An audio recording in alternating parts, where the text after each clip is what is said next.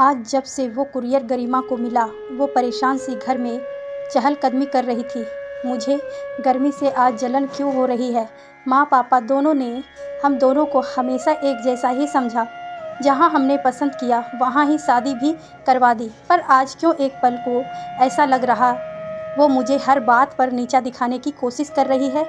ऐसा पहली बार हुआ होता तो समझ आता, पर बार बार ये सब सोचते सोचते और ना चाहते हुए भी गरिमा ने अपनी माँ को फ़ोन लगा दिया। हेलो माँ, ये क्या है फिर से?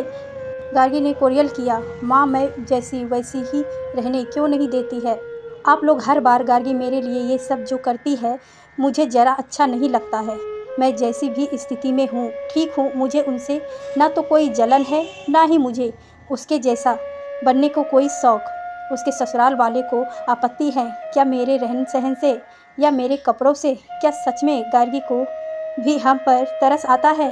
गरिमा माँ से बात करते हुए थोड़ा शेष व्यक्त करते हुए बोली।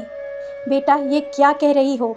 अरे गार्गी तेरी बहन है, क्या हुआ जो उनसे भेज दिया?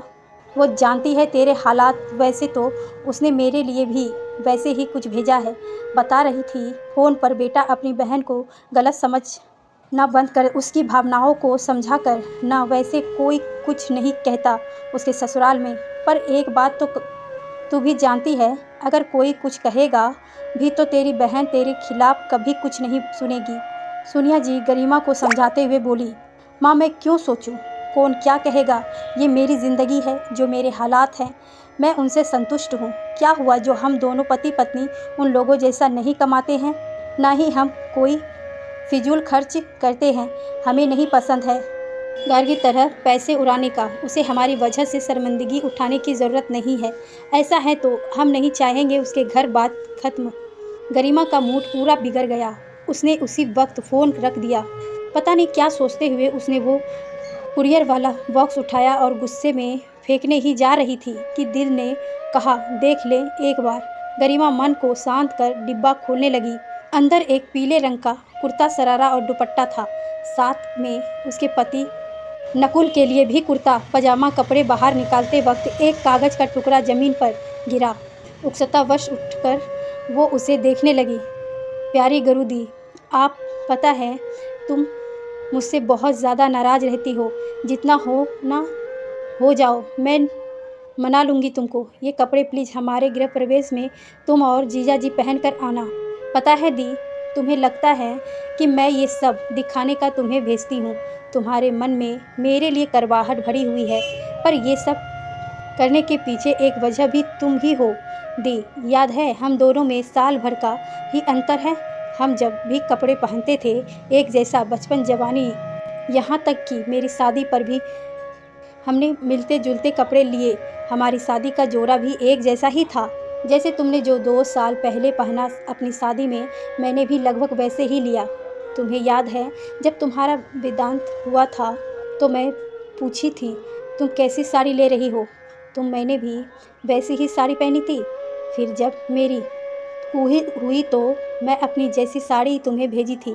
उस वक्त जब तुम पहन कर आई मुझे बहुत रोना आया था। समझ गई थी कि तुम्हें बुरा लगा है। जब माँ ने मैंने कहा तो वो बोली, तू तो जानती है गरिमा कितनी स्वाभिमानी है, उसे दूसरों का किया दिया कुछ पसंद नहीं आता। इसीलिए इस बार तुम्हें इतना लंबा पत्र लिखकर भेज रही हूँ। प्लीज़ दी, पहन कर आना। हाथ जोड़ती हूँ। तुम्हारे ये आदत भी तो तुम्हारी ही लगाई हुई ही है ना। हम जब भी कहीं साथ रहे एक जैसे कपड़े में रहे, तब से मैं ये सोच रखी थी हम जब भी साथ होंगे एक जैसे कपड़े में रहेंगे।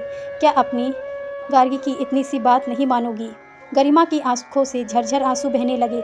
उसकी अपनी छोटी बहन को समझने में कैसे भूल कर गई। वो कैसे सोच लिया उसने कि गार्गी उससे ज़्यादा पैसे वाले घर में गई है तो ये सब दिखावा करती रहती है। सच ही तो है, कह ही रही है वो, हम तो एक दूसरे के जन्मदिन पर भी एक जैसे कपड़े पहनते थे। सब हमें जुड़वा बहनें कहा करते थे। मैं ही तो कहती थी हम सगी बहनें हैं, हमेशा एक जैसा ही कपड़े पहनेंगे जब साथ होंगे। फिर मैं ही कैसे भूल गई। रोते रोते उसने गार्गी को फ़ोन लगा दिया। हेलो गार्गी, मुझे माफ़ कर दे मेरी बहन, तुझे कितना गलत समझ रही थी। मुझे लगा तू अपने पैसे का रौब दिखाती, ससुराल वाले तुम्हें मुझे लेकर सुनाते होंगे, इसीलिए तू हर बार अपने घर के फंक्शन पर मेरे लिए कपड़े भेज दिया करती है। ये बात तो मैं शादी के बाद भूल ही गई थी। गार्गी, तू अभी तक याद रखे हुए थी। गरिमा बिना रुके दिल की बात कहने रोने लगी। तुम रो क्यों रही हो दी? मुझे तो तुम्हारी बात कभी बुरी ही नहीं लगती। मैं समझ गई थी तुम्हारे मन में कुछ है, इसीलिए मैं इस बार लिखकर भेज दी। पता, इससे मिलता जुलता माँ पापा को भी भिजवाया है। सोच रही थी हम सब एक जैसे ही कपड़े पहने। वो क्या है ना, सासू माँ का मन था पीले कपड़े ही पहने, तो उन्होंने साड़ी ली और मैं हम दोनों के लिए कुर्ता सरारा। तुम्हें अच्छी तो लगी है ना?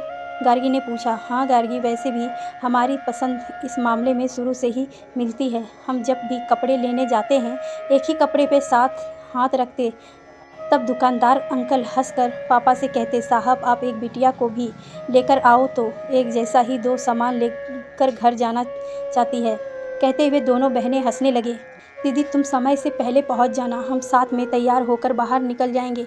जुड़वा बहनें जैसी तुम आओगी ना दी? गार्गी ने पूछा। गृह प्रवेश में दोनों बहनों का पहले सा प्यार देख सोनिया जी बधाइयाँ लेते नहीं थक रही थी। मन ही मन कह रही थी, मेरी दोनों बेटियां को बस ऐसे ही खुश रखना। अक्सर देखा गया है दो बहनों की शादी के बाद अगर ससुराल आर्थिक रूप से समर्पण ना हो तो मनभेद आ जाता है। कई बार अपने से अच्छी और बेहतर स्थिति में कोई हो तो उसे देखकर जलन भी होती है। बात कुछ चाहे ना भी हो, पर जो थोड़ी कमतर होती वो हर बात पर बहुत गहराई से सोचने लगती है। ऐसा नहीं है कि सब बहनें गरिमा और गार्गी जैसा ही सोच रखती है, पर ऐसा तो कितना अच्छा होता।